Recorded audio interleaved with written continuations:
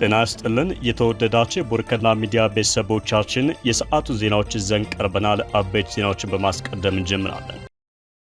የአማራ ፋኖ ብሔራዊ ንቅናቄ ፖሊት ቢሮ በሶስት ጉዳዮች ላይ አዲስ ውሳኔ ማሳለፉን በዛሬው ዕለት ባወጣው መግለጫ አስታወቀ። አፋብን አርበኛ እስክንድር ነጋን በተመለከተ ያሳለፈውን ውሳኔ አስታውቋል። በዜናችን ቀዳሚ አካል አድርገነዋል። የአሜሪካው ፕሬዝዳንት ዶናልድ ትራምፕ የኢትዮጵያ ጠቅላይ ሚኒስትር አብይ አህመድና የግብፁን ፕሬዝዳንት አብዱልፈታህ አልሲሲን ፊት ለፊት የማገናኘት እቅድ እንዳላቸው ተናገሩ። ትራምፕ አብይና አልሲሲን ማገናኘት የሚፈልጉት በታላቁ የኢትዮጵያ ህዳሴ ግድብ ምክንያት በኢትዮጵያና በግብፅ መካከል የተፈጠረውን ውዝግብ ለመፍታት እንደሆነ አስታውቀዋል። ዝርዝር መረጃዎችን አካተናል። በጅቡቲ ከ15000 በላይ የኢትዮጵያ ህጻናት ጎዳና ላይ ወድቀው ይገኛሉ ተባለ። በርካታ ህጻናት በመንገድ ላይ እንደሚሞቱ ለአሸባሪነትና ለውትድርና እንደሚመለመሉ እንዲሁም አካላቸው እንደሚሰረቅ ተገልጿል። በትንታኔ ታደምጡታላችሁ። ባለፉት 6 ወራት ውስጥ ከ445 ኪሎ ግራም በላይ አደገኛ እጽ በቁጥጥር ስር መዋሉ ተገለጸ። የፌዴራል ፖሊስ የ13 አገራት ዜግነት ያላቸው 19 ግለሰቦች በዝውውሩ ሲሳተፉ መያዛቸውን አስታውቋል። የዜናችን አካል ነው። ዜናዎቹን በዝርዝር ወደ እናንተ እናደርሳለን። በቅድሚያ የአማራ ፋኖ ብሔራዊ ንቅናቄ የፖሊት ቢሮ በሶስት ጉዳዮች ላይ አዳዲስ ውሳኔዎችን አሳለፈ። የአማራ ፋኖ ብሔራዊ ንቅናቄ አፋብን የፖሊት ቢሮ በዛሬው ዕለት ጥር 14 ቀን 2018 ዓ.ም ባወጣው መግለጫ ሁለተኛው ድርጅታዊ ስብሰባውን እንዳካሄደ ገልጾ በተለያዩ አጀንዳዎች ላይ ውይይት አድርጎ ውሳኔዎችን ማሳለፉን አስታውቋል። ቢሮው የድርጅቱ ስራ አመራር አባላት በተገኙበት በዚህ የውይይት መድረክ ላይ አርበኛ እስክንድር ነጋ ያቀረበውን ማመልከቻ በመመርመር በግለሰባዊ ችግር ምክንያት ድርጅቱ በመደበበት የኃላፊነት ቦታ ላይ መቀጠል እንደማይችል ይልቁንም በድርጅት አባልነት ያለምንም ቅድመ ሁኔታ ለመቀጠል ዝግጁ መሆኑንና የሚጠበቅበትን ኃላፊነቶችና ግዴታዎች በሙሉ እንደሚፈጽም ጠቅሶ ያቀረበው ጥያቄ በነጻ ፈቃዱና ፍላጎቱ የቀረበ መሆኑን ፖሊት ቢሮ አረጋግጧል ብለዋል።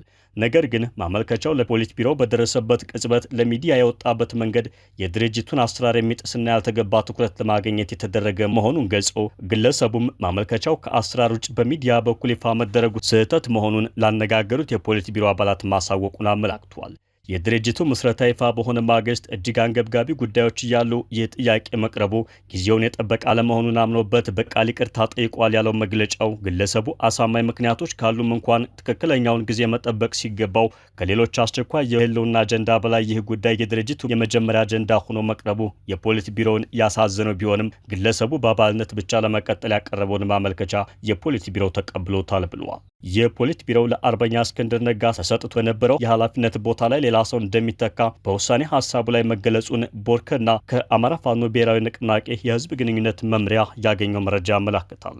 የፖሊት ቢሮው በመግለጫው የወለጋ ክፍለ ሀገር ፋኖ እዝ ወይም ቢዛሙ የድርጅቱ መዋቅር አካል የሚሆንበት ሁኔታ ላይ ውሳኔ ያሳለፈ ሲሆን እዙ በድርጅቱ ውስጥ የጠቅላላ ጉባኤ፣ ማዕከላዊ ኮሚቴና ስራ አስፈጻሚ እንዲሁም ሌሎች መዋቅሮች ውስጥ ተመጣጣኝና አስፈላጊ ውክልና እንዲኖረው መወሰኑንም አስታውቋል። በድርጅቱ መተዳደሪያ ደንብ በተጠቀሰው መሰረት የአባት አርበኞች ምክር ቤት መዋቅር እንዲቋቋም ውሳኔ መተላለፉንና ዝርዝር ጉዳዩ በቀጣይ እንደሚገለጽም ተጠቁመዋል። የአሜሪካው ፕሬዝዳንት ዶናልድ ትራምፕ የኢትዮጵያ ጠቅላይ ሚኒስትር አብይ አህመድና የግብፁን ፕሬዝዳንት አብዱልፈታህ አልሲሲን ማገናኘት እንደሚፈልጉ ተናገሩ። ትራምፕ ሁለቱን መሪዎች በአካል ማገናኘት የሚፈልጉት በታላቁ የኢትዮጵያ ህዳሴ ግድብ ምክንያት በኢትዮጵያና በግብፅ መካከል የተፈጠረውን ውዝግብ የሚፈታ ስምምነት ለማበጀት እንደሆነ ገልጸዋል። ፕሬዝዳንቱ ይህን ያሉት በስዊዘርላንድ ዳቮስ በመካሄድ ላይ በሚገኘው የዓለም ኢኮኖሚ ፎረም ጎን ለጎን ከግብፅ አቻቸው ፕሬዝዳንት አብዱልፈታህ አልሲሲ ጋር ተገናኝተው በተወያዩበት ወቅት ነው። ትራምፕ ከአልሲሲ ጋር ባደረጉት የሁለትዮሽ ውይይት ከግብፅ ጋር በጣም ጥሩ ግንኙነት አለን፣ ፕሬዝዳንቱ ደውለው ሁልጊዜም አንዳንድ ነገር ይጠይቃሉ፣ ሁልጊዜም መፍትሄ እናገኝለታለን ሲሉ ተደምጠዋል። ፕሬዝዳንት አልሲሲ በበኩላቸው ትራምፕ ወደ ዋይት ሀውስ ከተመለሱ በኋላ በስኬቶች የተሞላ ዓመት እንዳሳለፉ ጠቅሰው አመስግነዋቸዋል። እጅግ ከባድ ባሉት የጋዛ ጉዳይ ፕሬዝዳንት ትራምፕ ስኬት ማስመዝገባቸውን ገልጸው እንኳን ደስ አለውም ብለዋቸዋል። አልሲሲ ፕሬዝዳንት ዶናልድ ትራምፕ ባይሆኑ ኑሮ በጋዛ ከስምምነት ላይ አይደረስም ነበር፣ ለጉዳዩ ትኩረት መስጠቶን ይቀጥሉ ሲሉም ጠይቀዋቸዋል። የግብፁ ፕሬዝዳንት አክለውም የህልውና ጉዳይ ያሉትን የአባይ ወንዝም የታላቁ የኢትዮጵያ ህዳሴ ግድብን በሚመለከት ሀሳባቸውን አንጸባርቀዋል። በዚህ ጉዳይ ላይ ፕሬዝዳንት ትራምፕ ለግብፅ ለሚያደርጉት ድጋፍ አመስግነዋል። በትራምፕ የመጀመሪያ የስልጣን ዘመን በግድቡ ጉዳይ ላይ ያለውን አለመግባባት ለመፍታት ከፍተኛ ጥረት ተደርገው እንደነበርም አስታውሰዋል። አልሲሲ በወቅቱ ተዘጋጅቶ የነበረው ስምምነት እንዲፈረም የአሜሪካው ፕሬዝዳንት ሁሉን ነገር ማድረጋቸውን ጠቅሰዋል። ፕሬዝዳንት ዶናልድ ትራምፕ በበኩላቸው የታላቁ ኢትዮጵያ ህዳሴ ግድብ ከዓለም ግዙፍ ግድቦች መካከል አንዱ እንደሆነ ጠቅሰዋል። የግንባታውን ወጪ የሸፈነው እኛንን አሜሪካ ናት ብለዋል። ትራምፕ ይህንን ሲሉ የመጀመሪያቸውም አይደለም። ከቀናት በፊት እኛንን ፋይናንስ ያደረግነው ብለው ነበር። ከወራት በፊትም እንዲሁ ተመሳሳይ ሀሳብ ተናግረዋል። የግድቡ ማስተባበሪያ ፕሮጀክት ጽሕፈት ቤት በወቅቱ ለፕሬዝዳንት ትራምፕ በሰጠው ምላሽ ግድቡ በኢትዮጵያውያን ገንዘብና ላብ የተገነባ መሆኑን ገልጾ ነበር። የአሜሪካው ፕሬዝዳንት ትራምፕ በዛሬው ንግግራቸው ላይ በህዳሴው ግድብ ጉዳይ ላይ እጃቸውን ያስገቡት በመጀመሪያው የስልጣን ዘመናቸው መገባደጃ እንደሆነ አስታውሰዋል። ትራምፕ አክለውም ለስምምነት ተቃርበን ነበር፣ ይሁን እንጂ በተጭበረበረ ምርጫ ስልጣን ለቀኩ ብለዋል። ድርድሩ ሳይቋጭ የቀረው ከኃላፊነታቸው በመነሳታቸው እንደሆነም ጠቅሰዋል። ትራምፕ አሁን ወደ ስልጣን ስመለስ ግድቡ በጣም አደገኛ ጉዳይ ሆኖ ነው ያገኘሁት፣ ወደ ነበረበት መመለስ እችል እንደሆነ አያለሁ ሲሉ ተደምጠዋል። ፕሬዝዳንቱ ግድቡ የናይል ወንዝን ይገታል፣ ከረጅም ጊዜ በፊት ሲገነቡትና ፋይናንስ ሲያደርጉት ውይይት ሊደረግበት የሚገባ ነበር በማለት ለግብፅ ድጋፍ ያሳየ ንግግር ተናግረዋል። ትራምፕ በግብፅና በኢትዮጵያ መካከል ውጥረት ለፈጠረው ልዩነት መፍትሄ ለማበጀት የተለያዩ የጋራ ሙከራዎች እንደሚያደርጉ ገልጸዋል። የሙከራዎቹን ምንነት ግን በዝርዝር ሳያብራሩ ቢቀሩም ጠቅላይ ሚኒስትር አብይ አህመድና ፕሬዝዳንት አብደልፈታህ አልሲሲን ፊት ለፊት የማገናኘት ሀሳብ እንዳላቸው ግን አስታውቀዋል። ትራምፕ ላለፉት 12 ዓመታት ግብፅን በመምራት ላይ የሚገኙትን አብደልፈታህ አልሲሲን ጠንካራና የምወደው አምባገነን መሪ ሲሉ ጠርተዋቸዋል። ዶናልድ ትራምፕ ሌሊት ላይ ባደረጉት ንግግር በኢትዮጵያ ጠንካራ መሪ እንዳለ ሰምቻለሁ ያሉ ሲሆን፣ ይሁን እንጂ አንተን እንደማውቀው እሱን አላውቀውም፣ ነገር ግን ጠንካራ ሰው ነው፣ ስምምነት ማድረግ እንችል እንደሆነ ለማየት ሁለታችሁንም ለማገናኘት ሞክራለሁ ሲሉ ለግብፁ ፕሬዝዳንት አብደልፈታህ አልሲሲ ነግረዋቸዋል። ፕሬዝዳንቱ የህዳሴ ግድብ የወቅቱ ዋነኛ አጀንዳቸው መሆኑን ከሳምንት በፊት ባቀረቡት የድርድር ጥያቄ ወቅት አስታውቀዋል። በጅቡቲ ከ15000 በላይ የኢትዮጵያ ህጻናት ጎዳና ላይ ይገኛሉ ተባለ። በርካታ ህጻናት በመንገድ ላይ እንደሚሞቱ፣ ለአሸባሪነት፣ ለውትድርና እንደሚመለመሉ፣ አካላቸውም እንደሚሰረቅ ተገልጿል። ከሀገር የተሰደዱ ከ15000 በላይ ኢትዮጵያውያን ህጻናት በጅቡቲ ጎዳናዎች እንደሚገኙ፣ በ3 ዓመት ከፍልሰት ከተመለሱት ውስጥም ከ500,000 ዜጋዎች 10,000 የሚሆኑት ህጻናት እንደሆኑ የሴቶችና ማህበራዊ ጉዳይ ሚኒስቴር አስታውቋል።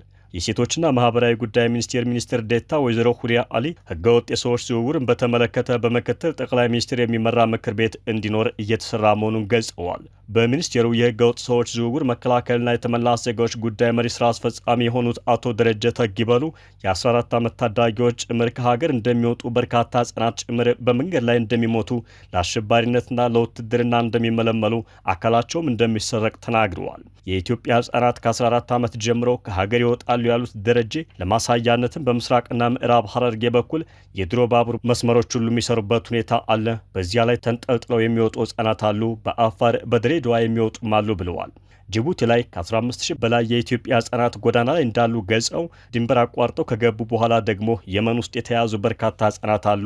እነዚህን ለአሸባሪነትና ለውትድርና ይመለምሏቸዋል፣ የሰውነት አካል ክፍላቸውን የሚሰርቋቸዋል ሲሉ ተናግረዋል። ህጻናት ሲሆኑ ደግሞ ከፍተኛ ውስብስብ ችግር ውስጥ ያስገቧቸዋል ያሉ ሲሆን ለእንደነዚህ አይነት ህጻናት ቶሎ መድረስና ማምጣት ስለሚያስፈልግ መንግስት በርካታ ህጻናት መልሷል ሲሉ አስረድተዋል። ስራ አስፈጻሚው አክለውም ህጻናቱ እንደተመለሱ ከቤተሰቦቻቸው ጋር የማገናኘት እስከዚያው በመጠለያ ጣቢያዎች እንደሚቆዩ የማድረግ ስራ ይሰራል። ቤተሰብ ካልተገኘ ለጉዲፈቻ የሚሰጡባቸው ሁኔታዎች ይኖራሉ። ቤተሰብ ጋር ከተገናኙ ጥሩ አማራጭ ተብሎ ነው የሚታሰበው ነው ያሉት። በተግባር ያየናቸው ነገሮች መንግስት አልባ የሆኑ አካባቢዎች አሉ። አንዱ መንግስት አልባ የሆነ ሀገር የመን ነው። በጅቡቲ በኩል የመን መዳረሻውን ሳውዲ አረቢያ አድርገው የሚሄዱ አሉ። የመን ላይ ይያዛሉ። ለጦር የሚንቀሳቀሱ ሰዎችም ለውትድርና ይመለምሏቸዋል፣ የማሸበር ስራ ውስጥ የሚያስገቧቸዋል በማለት የጉዳዩን ውስብስብነት አብራርተዋል። ህጻናት ላይ የሚደረገው የጉልበት ብዝበዛና ህገወጥ ተግባር ጠንካራ ነው። ሴቶቹም ወንዶቹም ለጾታዊ ጥቃት ይጋለጣሉ። ለብዙ ጉዳት የተዳረጉ ኢትዮጵያውያን ህጻናት አሉ በማለትም ገልጸዋል። እንዳቶ ደረጃ ገለጻ እስካሁን ባለው መረጃ ከ10,000 ያላነሱ ፍልሰተኛ ህጻናት በ3 ዓመት ውስጥ ወደ ሀገራቸው ተመልሰዋል። በአጠቃላይ ከ500,000 ተመላሾች ውስጥ 10,000 የሚደርሱት ህጻናት መሆናቸውንም ተናግረዋል። ከነዚህ ወደ ሀገራቸው ከተመለሱ ስደተኞች መካከል አንዳንዶቹ እዚያው ሀገር የተወለዱ ናቸው። ጉዞ ላይ እያሉ ተደፍረው እዚያም ሀገር ከገቡ በኋላ በአሰሪዎቻቸው ተደፍረው የወለዷቸው ህጻናት አሉ ብለዋል። ለፍልሰት ዋነኛው ምክንያት ድህነት መሆኑን የገለጹት ዋና ስራ አስፈጻሚው ምንም ልንዋሽ የማንችለው ነው፣ ድህነት ድህነት በጣም የከፋ ነገር ነው። ድህነት ውስጥ ያሉ ዜጋዎች ለዚህ ይጋለጣሉ። በሀገራቸው የሚኖርበት ሁኔታ መፍጠር ያስፈልጋል ሲሉ አሳስበዋል። በተጨማሪም በአብዛኛው ደግሞ ድህነት ባልከፋባቸው ቦታዎች ላይ የተሳሳተ መረጃ የሚሰጡ ህገወጥ ደላሎችና የሰዎች አዘዋዋሪዎች አሉ። የዩኒቨርሲቲ መምህራን መንግስታዊ ያልሆኑ ዓለም አቀፍ ተቋማት ውስጥ ይሰሩ የነበሩ የተሻለ ይከፈላቸውና ገቢ ያገኙ የነበሩ ሰዎች ከፍልሰት ተመላሽ ሆነው አግኝተናቸዋል ብለዋል። ህጻናት በአቻ ግፊት ነው ከሀገር የሚወጡት። ሳያውቁ የሚሄዱ አሉ። ወላጆች ሲያሳድጓቸው ጭምር ውጭ ሀገር ሄደህ ታሳልፍልኛለህ ብሎ እየነገሩ ስለሆነ ይህ በራሱ ተጽዕኖ ይፈጥራል ብለዋል። በዚህ ሁኔታ ሂደው በውሃ ጥም፣ በጀልባ መገልበጥ፣ በረሃውን ባለመቻል የሚሞቱ በርካታ ህጻናት አሉ። አብዛኛዎቹ በወላጅ ግፊት የሚሄዱ ናቸው። ጉዳቱ ሞት፣ የአካል ጉዳት፣ የሰውነት አካል ክፍል መሰረቅ ጭምር ነው በማለት አሳሳቢነቱን አስረድተዋል። ስራ አስፈጻሚው መፍትሄውን በተመለከተ በሰጡት ሀሳብ በመንግስት በኩል ህጎች ወጥተው ተግባራዊ እየተደረጉ ነው። ነገር ግን ህግ በማውጣት ብቻ ማስቆም አይቻልም። ስለዚህ ማህበረሰቡ መተባበር አለበት። ፍልሰተኞችም ከዚህ መታቀብ አለባቸው። ንብረት ሽጠው ተበድረው ልጆቻቸውን ወደ ሌላ ሀገር ይልካሉ። ልጆቻቸው እዚሁ እንስራ ቢሉ ግን ያንን አያደርጉላቸውም ብለዋል። ዜጎች በሀገር ውስጥ እንዲለወጡ ማድረግ እንደሚገባና ህገወጥ ደላሎችን አጋልጦ መስጠትም እንደሚያስፈልግ የተናገሩት አቶ ደረጀ የፍትህ አካላትም ህገወጥ ደላሎች ተገቢውን ቅጣት እንዲያገኙ ተገቢውን ስራ መስራት መቻል አለባቸው ሲሉ ጥሪ አቅርበዋል። ባለፉት 6 ወራት ውስጥ ከ445 ኪሎ ግራም በላይ አደገኛ እጽ በቁጥጥር ስር መዋሉ ተገለጸ። የፌዴራል ፖሊስ የ13 ሀገራት ዜግነት ያላቸው 19 ግለሰቦች በዝውውሩ ሲሳተፉ መያዛቸውን አስታውቋል። የኢትዮጵያ ፌዴራል ፖሊስ በ2018 በጀት ዓመት 6 ወራት ውስጥ ከ445 ኪሎ ግራም በላይ የሚመዝኑ አደገኛ እጽዋትን ከአዘዋዋሪዎች በቁጥጥር ስር መዋሉን አስታውቋል። ቦርከና የተመለከተውና በዛሬው ዕለት የፌዴራል ፖሊስ ይፋ ባደረገው ይህ መግለጫ ከ2017 ተመሳሳይ ወቅት ጋር ሲነጻጸር የዝውውሩ መጠን መቀነሱን ጠቅሷል። የቁጥጥር ሂደቱ ዘመናዊ አሰራር የተከተለ በመሆኑ ውጤታማነቱ መጨመሩንም ገልጸዋል። በተካሄዱ የቁጥጥር ስራዎች ኮካይንና ካናቢስ የተባሉ አደገኛ እጽዋት በቁጥጥር ስር መዋላቸውን የገለጸው ጸረ ፈንጅና አደገኛ እጽዋት ዝውውር ቁጥጥር መምሪያ በተከናወኑ ጠንካራ የፍተሻና ክትትል ስራዎች የ13 ሀገራት ዜግነት ያላቸው 19 ግለሰቦችም በዝውውሩ ሲሳተፉ መያዛቸውን ገልጸዋል። በአደንዛዥ እጽዋት ዝውውር ወንጀል በቁጥጥር ስር በዋላቸው ተጠርጣሪዎች ላይ ምርመራውን አጠናክሮ መቀጠሉን የገለጸው የፌዴራል ፖሊስ ከዚህ ቀደም በአደንዛዥ እጽ ዝውውር ወንጀል ጥፋተኛ የተባሉ ግለሰቦች ከ2 እስከ 12 ዓመት የሚደርስ ጽኑ እስራት መቀጣታቸውን አስታውሰዋል። በቀጣይም የአደንዛዥ እጽ ዝውውርን ለመከላከልና ለመቆጣጠር በአዘዋዋሪዎች ላይ ህጋዊ እርምጃ የመውሰድ ተግባር ተጠናክሮ እንደሚቀጥል መገለጹን ቦርከና ከፌዴራል ፖሊስ ያገኘው መረጃ ያመላክታል። የተወደዳችሁ የቦርከና ሚዲያ ቤተሰቦቻችን የሰዓቱ ዜናችን ተጠናቀቀ። ጤና ይስጥልን።